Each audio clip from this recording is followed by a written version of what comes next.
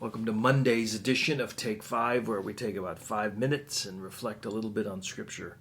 And we're right now in the middle of the theme of spiritual formation and looking at the various disciplines that are required, that are part of the means of spiritual formation.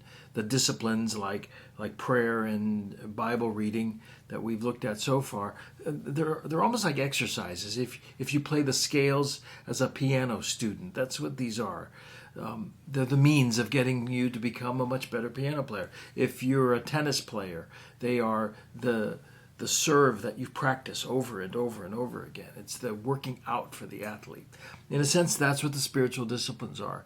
We looked at prayer.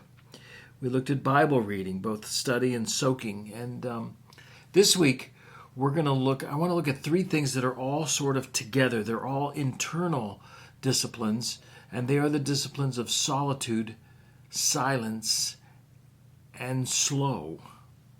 Solitude, silence, and slow, because we live such hurried lives. Think about solitude for a moment. We're in the middle of COVID still. And in some ways, solitude is what we've been sentenced to. Quarantining and being alone and not hugging. And so there is a sense of, even in me, a grating against the idea of solitude. I've been alone too much. I haven't hugged, I'm Italian, and yes, hugging is a part of life. Whether it's my mom or my wife or even people at church, I'm used to doing that. That's just my nature. So not doing it, not being with people, even especially in close proximity, it's hard to talk about solitude. And yet it's a vital part of the Christian life, because when we constantly live life in the context of people, our soul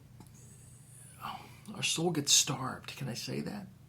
Being with people is important, and yet being away from people is also really important, and that's where solitude takes place. Solitude is not running away from people, but it's finding the inner strength to be with people wisely, lovingly, kindly. Solitude is just that. It's being alone for the purpose of spiritual growth, spiritual strength.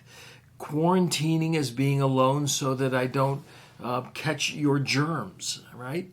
Solitude in the spiritual sense is being alone so that I can be with God, His Word, and find the inner strength to then be with you. You ought to consider solitude in a spiritual sense on a daily basis, to be alone with the Lord and then find His heart, His will, His Word, so that you can go back and be with people and have His wisdom and His strength. It really ought to be a daily thing, 10, 15 minutes a day, and then a weekly thing, even longer, and then monthly, sure.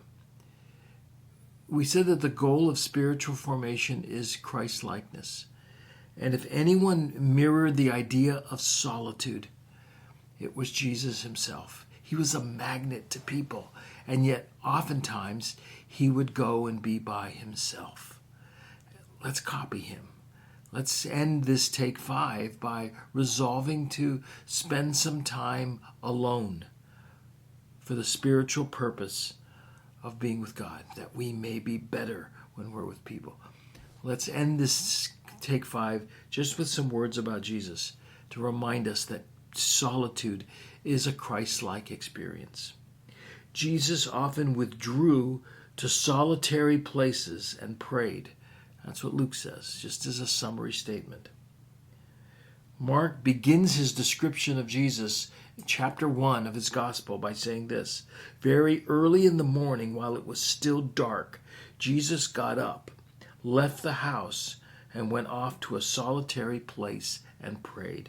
You get the sense that this is the model, this is the character of Jesus. So that he would even say, Mark 6, Jesus would say to his disciples, come away by yourselves to a solitary place and rest for a while. And then Mark says, for they were coming and going. So Jesus modeled it, solitude. Jesus instructed it, come away by yourselves, away from the crowds. Take 5 today is just a reminder. We all need some solitude, away from people, that we may be with God, to get re-energized, that we might be with people. Okay, the rest of the week we'll look at solitude, we'll look at silence, and we'll look at slowing. Have a great Monday.